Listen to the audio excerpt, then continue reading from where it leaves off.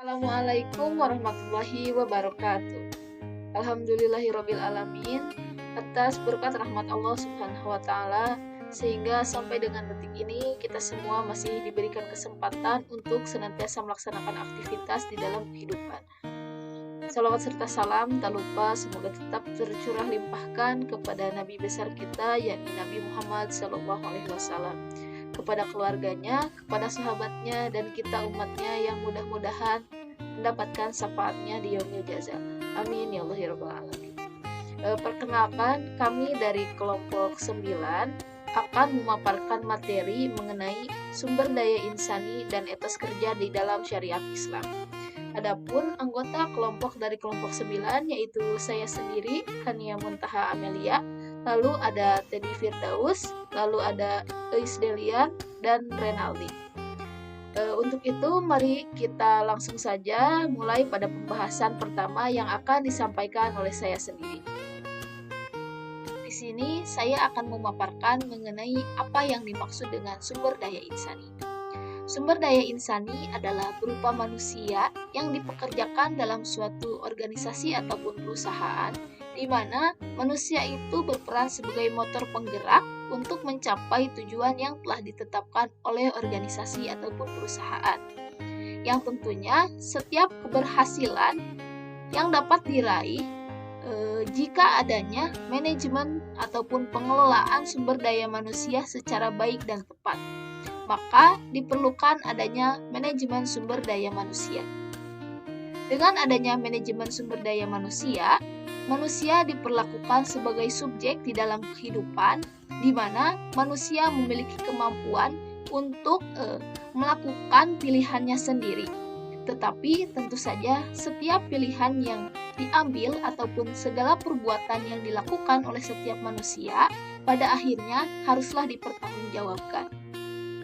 Manusia sendiri dibebankan dua tugas oleh Allah Subhanahu wa taala, yaitu menjadi seorang khalifah dan Abdullah yang bertugas untuk mengelola bumi dan segala sumber daya yang dimilikinya secara baik dan efisien tentunya. Diharapkan pula dalam menjalankan setiap aktivitas, manusia dapat meneladani sikap-sikap yang diajarkan oleh Rasulullah SAW, di mana dengan meneladani sifat-sifat yang dicerminkan oleh Rasulullah SAW akan menciptakan seorang manusia yang kafah ataupun profesional, yang amanah, dan tentunya himatul amal atau memiliki motivasi kerja yang sangat tinggi. Adapun tahapan-tahapan yang dapat dilakukan dalam memperoleh sumber daya insani yang potensial, pertama, perencanaan sumber daya manusia adalah proses di mana seorang manajer memastikan perusahaan memiliki jumlah dan jenis personil yang tepat pada waktu yang tepat di tempat yang tepat pula. Yang kedua, yaitu rekrutmen, proses mencari dan menarik calon tenaga kerja yang memiliki kualitas berdasarkan lowongan yang dibutuhkan oleh perusahaan. Yang kedua, yaitu proses seleksi, yaitu mengidentifikasi calon karyawan yang tepat untuk menduduki posisi yang kosong. Untuk selanjutnya yaitu perjanjian kerja, di mana kesepakatan yang dilakukan oleh perusahaan dan karyawan guna menjaga segala tugas dan tanggung jawabnya masing-masing, sehingga setiap orang tidak akan khawatir hak dan kewajibannya diambil oleh satu sama lain. Untuk selanjutnya yaitu orientasi dan penempatan, di mana manajer memperkenalkan seorang karyawan ataupun calon karyawannya pada unit kerja dan menyampaikan tujuan yang ingin dicapai organisasi ataupun perusahaan. Selanjutnya yaitu pelatihan dan pengembangan, di mana pelatihan dan pengembangan ini dimaksudkan untuk meningkatkan skill dan kemampuan konseptual dari karyawan dalam perusahaan. Selanjutnya yaitu penilaian kerja, yaitu proses mengevaluasi kinerja dari setiap karyawan sehingga dapat dipastikan setiap karyawan tetap pada rules-nya untuk mencapai tujuan perusahaan. Selanjutnya yaitu memberikan imbalan ataupun jasa dengan diberikan kompensasi yang sepadan dengan usaha yang dilakukan, maka akan memotivasi setiap karyawan untuk bekerja lebih baik lagi. Dan yang terakhir yaitu penghentian, merupakan pemutusan hubungan kerja yang dilakukan oleh perusahaan dengan tenaga kerja, di mana dapat dikarenakan oleh beberapa faktor seperti halnya sudah lanjut usia sehingga dipandang tidak lagi dapat bekerja sama dengan perusahaan. Materi yang selanjutnya yaitu konsep dasar sumber daya insani. Pada hakikatnya, sumber daya insani ialah manusia yang dipekerjakan oleh suatu perusahaan ataupun organisasi di mana berperan sebagai motor penggerak untuk mencapai tujuan organisasi ataupun perusahaan. Dengan kata lain, yaitu orang-orang yang mampu dan sadar dapat mencapai tujuan perusahaan dengan sebaik mungkin. Sumber daya manusia dipandang bukan hanya sebagai pekerja, namun dipandang sebagai aset perusahaan yang berharga dan dapat dilipat gandakan dan dikembangkan skill dan kemampuannya. Sehingga perusahaan tidak akan semena-mena terhadap karyawannya, karena karyawan dipandang sebagai aset perusahaan yang dapat terus berkembang dan menguntungkan perusahaan. Adapun klasifikasi dari sumber daya insani dibagi menjadi dua, yaitu berupa mikro ataupun adalah mereka yang bekerja dan menjadi anggota suatu organisasi ataupun perusahaan yang biasanya disebut sebagai pekerja, buruh, karyawan, tenaga kerja, dan lain sebagainya. Untuk klasifikasi sumber daya insani makro, yaitu penduduk suatu negara yang telah memasuki usia kerja namun dapat telah bekerja ataupun belum bekerja. Selanjutnya yaitu sumber daya insani dalam perspektif Islam.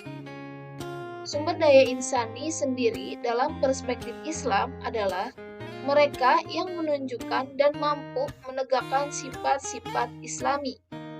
Istilah sumber daya insani menggambarkan bagaimana manusia dapat menjadi seorang insan kamil ataupun seseorang yang memiliki kekuatan wawasan, tindakan, pengetahuan yang merupakan penggambaran dari sifat-sifat yang dicerminkan oleh Rasulullah SAW. Selanjutnya, ciri-ciri SDI dalam perspektif Islam. Sumber daya insani atau SDI yang bermutu baik secara emosional maupun spiritual, ciri-cirinya adalah yang pertama, amanah. Amanah atau amanat menentukan akan berhasil dan tidaknya seseorang dalam berusaha dan beramal, serta berhasil dan tidaknya suatu bangsa dalam mempertahankan dan melestarikan hidup. Yang kedua, amar ma'ruf nahi munkar. Maksud dari amar ma'ruf nahi munkar yaitu amanat untuk mengajak atau menyarankan hal-hal baik dan mencegah hal-hal yang tidak baik bagi masyarakat. Yang ketiga, berpikir positif. Berpikir positif dimulai dengan percaya pada diri sendiri, keyakinan akan kemampuannya, begitu pula sebaliknya. Yang keempat, disiplin. Disiplin adalah perasaan kesetiaan dan kepatuhan terhadap cita-cita yang dipercaya, seperti melakukan tugas-tugas tertentu yang menjadi kewajibannya. Dan yang terakhir, empati atau peka terhadap perasaan orang lain.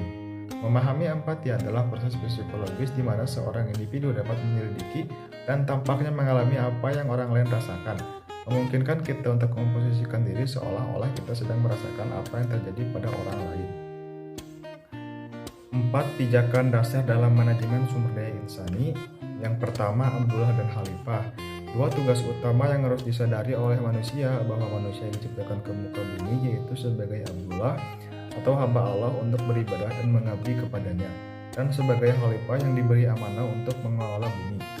Yang kedua, konsep adil. Adil adalah salah satu prinsip dalam bermuamalah yang harus tertanam dalam diri setiap manajer. Penegakan keadilan dalam Islam harus dilandasi oleh rasa persaudaraan, saling mencintai, bahu-membahu, dan saling tolong-menolong di antara semua manusia, agar terciptanya keharmonisan di dalam setiap lingkungan yang ada di dalam perusahaan atau organisasi. Yang ketiga, acuan dalam mengelola sumber daya insani dari karakter Rasulullah. Yang pertama, sidik atau benar dan jujur. Yang kedua, amanah. Yang ketiga, patonah. Dan yang keempat, tablik. Kemudian yang terakhir, tujuan organisasi dan tujuan individu. Sasaran individu dan sasaran organisasi perusahaan harus selaras. Sebaliknya, mengelola sumber daya insani dalam organisasi perusahaan akan menjadi tantangan karena setiap orang akan fokus untuk mencapai tujuan mereka sendiri. Selanjutnya, pembinaan sumber daya insani dalam Islam. Untuk mencapai tujuan mengembangkan karakteristik dan sifat-sifat luhur dalam sumber daya insani, manajemen harus menjamin dan menanamkan sifat-sifat luhur tersebut pada seluruh pekerjanya. Yang pertama, kafaah, yaitu cakap atau ahli dalam bidang pekerjaan yang dilakukan, yang diperoleh dari pendidikan, pelatihan, dan pengalaman. Yang kedua, himatul amal, yaitu memiliki semangat atau etos kerja yang tinggi. Pendidikan ini diperoleh dengan didikannya motivasi ibadah sebagai pendorong utama dalam bekerja, di samping motivasi mau memperoleh penghargaan atau reward dan menghindari hukuman atau punishment.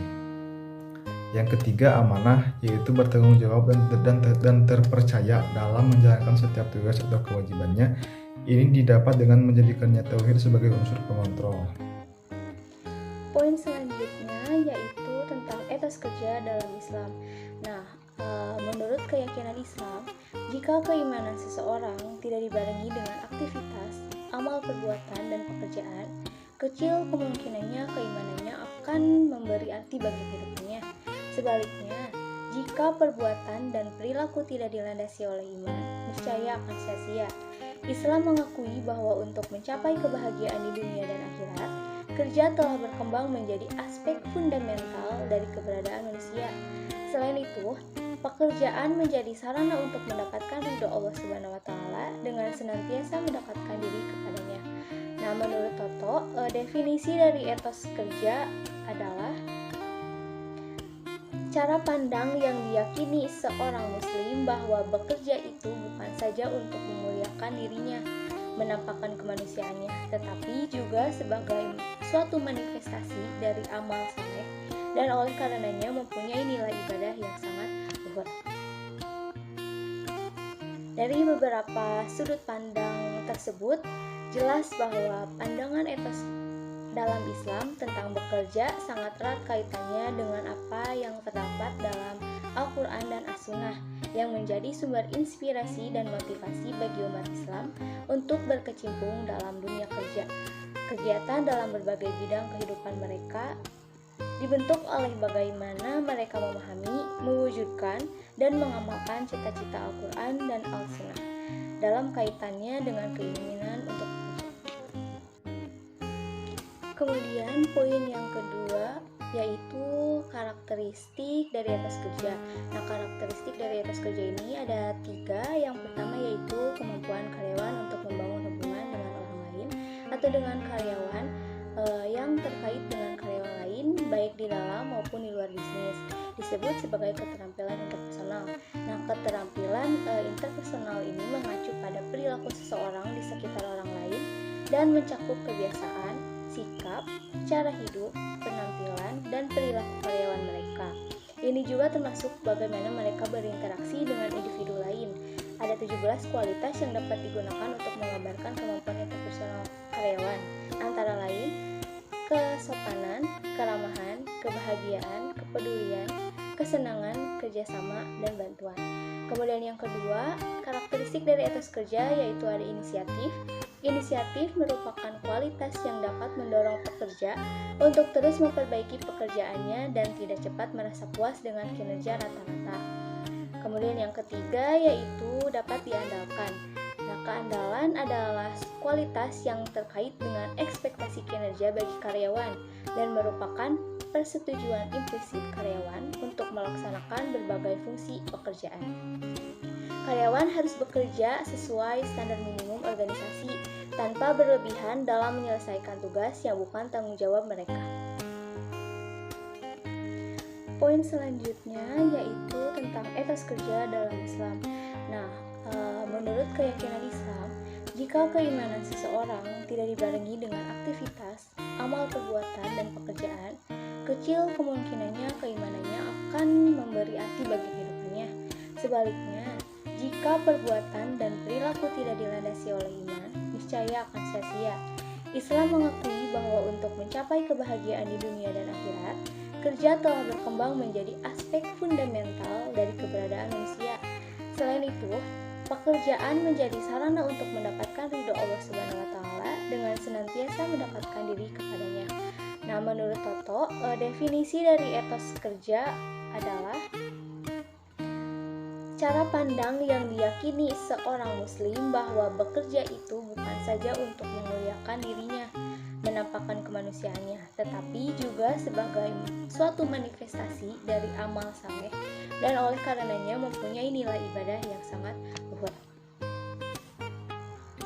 Dari beberapa sudut pandang tersebut, jelas bahwa pandangan etos dalam Islam tentang bekerja sangat erat kaitannya dengan apa yang terdapat dalam Al-Quran dan As-Sunnah yang menjadi sumber inspirasi dan motivasi bagi umat Islam untuk berkecimpung dalam dunia kerja. Kegiatan dalam berbagai bidang kehidupan mereka dibentuk oleh bagaimana mereka memahami, mewujudkan, dan mengamalkan cita-cita Al-Quran dan Al-Sunnah dalam kaitannya dengan keinginan untuk bekerja. Poin terakhir yang akan saya bahas yaitu nilai-nilai dari etos kerja. Nah, nilai-nilai dari etos kerja ini ada dua.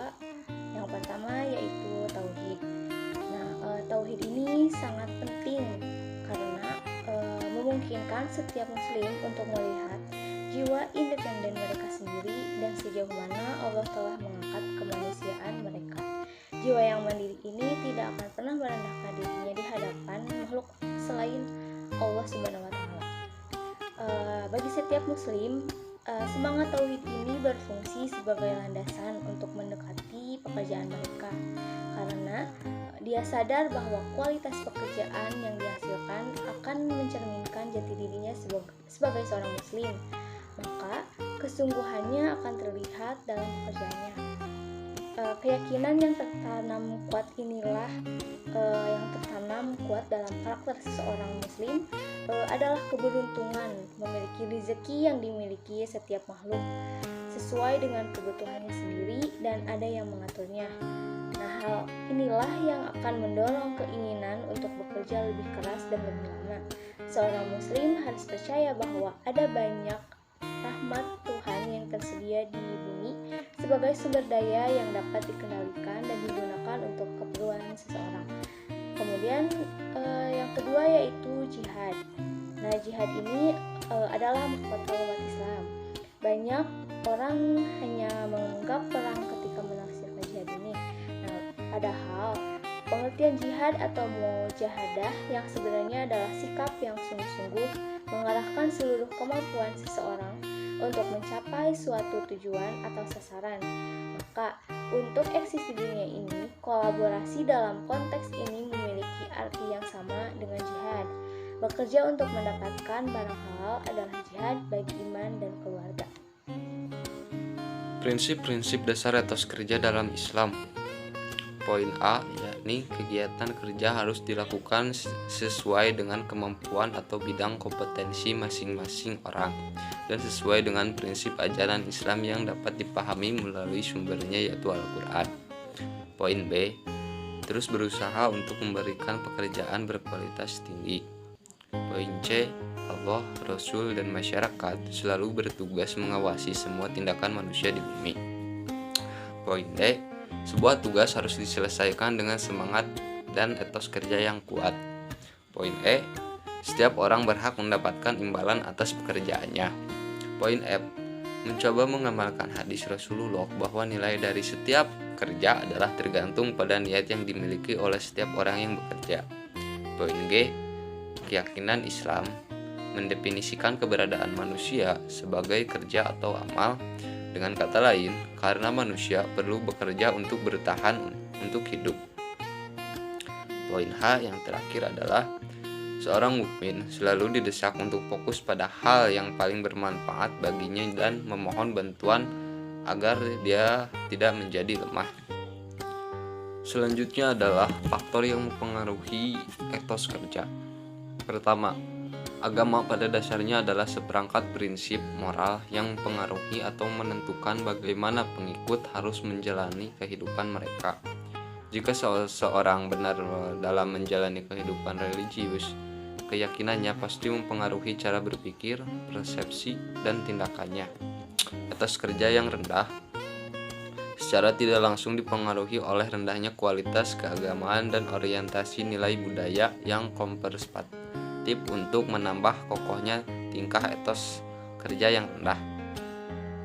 Poin 2. Etos budaya dan sosial adalah istilah lain untuk mentalitas, komitmen, pengendalian diri, dan semangat kerja dalam masyarakat. Istilah etos kerja juga berlaku untuk etos budaya operasional. Budaya masyarakat yang bersangkutan dalam sistem orientasi nilai yang diterapkannya menjadi standar etos kerja ini berhadapan dengan istilah nilai budaya yang canggih akan memiliki etos kerja yang kuat. Sebaliknya, mereka yang menganut sistem nilai budaya konservatif akan memiliki etos kerja yang lemah atau bahkan tidak ada sama sekali. Ketiga, sosial politik ada atau tidak adanya kerangka kerja politik mempengaruhi seberapa tinggi atau rendahnya masyarakat menghargai kerja keras yang mendapatkan hak untuk sepenuhnya menikmati hasil usaha. Pengetahuan tentang nilai tanggung jawab terhadap masa depan bangsa dan negara merupakan persyaratan etos kerja yang kuat. Hanya jika masyarakat secara keseluruhan memiliki tatanan kehidupan yang berorientasi pada masa depan yang lebih baik, maka akan ada dorongan untuk mengatasi kemiskinan, kelemahan, dan keterbelakangan. Poin 4, yakni lingkungan dan geografis dapat mempengaruhi perkembangan etos kerja. Lingkungan alam yang mendorong pengaruh manusia dalam operasi perusahaan dan kemungkinan penduduk untuk memanfaatkan bahkan dapat memikat para imigran untuk menetap di sana untuk mencari pekerjaan. 5. Pendidikan dan etos kerja tidak dapat dipisahkan dari kualitas sumber daya manusia. Peningkatan SDM akan memaksa seseorang untuk bekerja keras. Jika pendidikan bersifat egaliter dan bermutu, disertai dengan perbaikan dan perluasan pendidikan, keahlian dan keterampilan, sehingga aktivitas dan produktivitas masyarakat sebagai pelaku ekonomi akan meningkat. Keenam, struktur ekonomi. Ada atau tidaknya suatu struktur ekonomi yang mampu memberikan intensif bagi anggota masyarakat untuk bekerja keras dan menikmati hasil jerih payahnya secara penuh, berdampak pada derajat etos kerja masyarakat. Ketujuh, motivasi intrinsik individu. Orang-orang yang bermotivasi tinggi adalah mereka yang memiliki etos kerja yang kuat. Etos kerja adalah cara berpikir untuk bertindak yang dipengaruhi oleh cita-cita yang dijunjung tinggi. Ide ini menginspirasi orang untuk bekerja.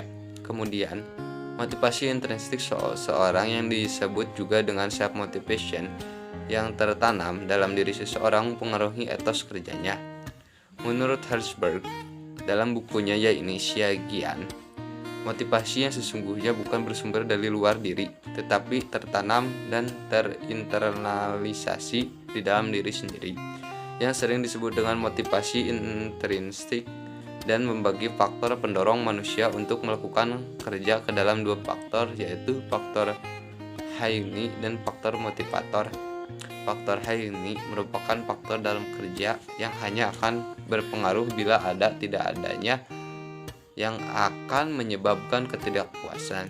Faktor ini disebut juga faktor ekstrinsik, yang termasuk diantaranya yaitu gaji, status keamanan kerja, kondisi kerja, kebijakan organisasi, hubungan dengan rekan kerja, dan supervisi. Faktor yang kedua adalah faktor motivator. Sesungguhnya, yang ketiadaannya bukan berarti ketidakpuasan, tapi kehadirannya menimbulkan rasa puas sebagai manusia. Faktor ini disebut juga faktor intrinsik dalam pekerjaan yang meliputi pencapaian sukses, pengakuan, kemungkinan untuk meningkat dalam karir, tanggung jawab, kemungkinan berkembang, dan pekerjaan itu sendiri. Selanjutnya adalah problema etos kerja dalam masyarakat Islam. Akibat munculnya sistem feodal yang tidak adil, nilai tenaga kerja dalam peradaban Islam mulai merosot. Kelas aristokrat mengembangkan gaya hidup mewah di bawah bentuk pemerintahan seperti itu. Pemerintahan yang lebih otoriter membuat masyarakat lebih termotivasi untuk bekerja. Saat ditindas, orang-orang lari ke kepada Tuhan dan hakikatnya, prinsip dasar ajaran Islam adalah tauhid, yaitu membebaskan. Sistem hak milik feodal telah dihancurkan oleh tauhid karena semua hak milik kerajaan dan penguasaan tanah oleh tuan feodal diambil alih oleh Tuhan dan diberikan kembali kepada rakyat. Tapi rakyat yang tak bersenjata tak bisa berbuat apa-apa. Karena itulah yang timbul adalah aliran tasawuf. Dalam dunia Islam di Timur Tengah, timbulnya aliran-aliran tasawuf berkorelasi positif dengan perkembangannya pemerintahan otoriter. Dalam keadaan yang lemah secara ekonomis, politis maupun mental, rakyat tidak bisa mendukung pemerintahan. Itulah sebabnya pemerintahan Islam akhirnya lemah di dalam dan hancur oleh invasi dan akhirnya jatuh ke tangan penjajah. Runtuhnya perekonomian kaum muslim adalah akibat penjajahan bangsa-bangsa Eropa. Mereka jatuh ke tangan penjajah karena pemerintahannya lemah, dan pemerintahan lemah karena didukungnya oleh rakyat yang lemah akibat pemerintahan yang otoriter dan represif. Sebagian besar negara mayoritas muslim saat ini termasuk dalam kategori negara berkembang atau dunia ketiga, yaitu kelompok negara yang tidak berpartisipasi dalam proses revolusi industri dalam menciptakan tatanan dunia kapitalis saat ini. Pada masa itu, sistem kolonial bahkan menguasai sebagian besar dunia Islam yang kemudian dimanfaatkan oleh eksploitasi ekonomi. Di satu sisi, kapitalisme mengarah kepada pertumbuhan ekonomi, sementara di sisi lain mengarah pada keterbelakangan. Keterbelakangan adalah hasil dari taktik kolonialisme dan imperialisme. Eksploitasi pada zaman penjajahan itu merupakan penjelasan atas terjadinya kemiskinan di dunia Islam, termasuk Indonesia. Koeksistensi antara kemiskinan dan kemusliman untuk menimbulkan kesimpulan bahwa etos kerja di kalangan kaum muslimin itu rendah. Padahal dunia ketiga tidak hanya terdiri atas dunia Islam. Filipina juga sebuah negara yang masih keterbelakangan ekonominya, padahal mayoritas penduduknya beragama Katolik. Sebab-sebab kemiskinan itu adalah faktor-faktor yang kompleks yang terjalin dalam sejarah, dan karena itu tidak bisa semata-mata dikaitkan dengan etos kerja. Bidang pendidikan kiranya menjadi harapan bagi perkembangan dunia Islam. Etos kerja saat ini sangat dipengaruhi oleh pendidikan, informasi, dan komunikasi, daripada semata-mata berdasarkan prinsip-prinsip agama dalam arti yang paling ketat. Oleh karena itu, etos sains dan teknologi atau ilmu pengetahuan dan teknologi harus dipupuk.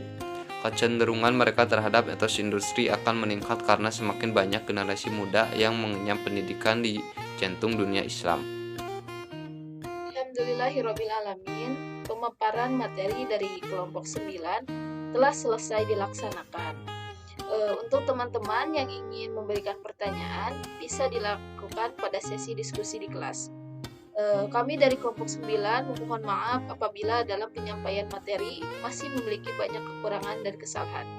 Semoga apa yang kami berikan dan apa yang kami persembahkan ini memberikan banyak manfaat, khususnya untuk kelompok 9 dan umumnya pada rekan-rekan semua. Terima kasih sekali lagi. Wassalamualaikum warahmatullahi wabarakatuh.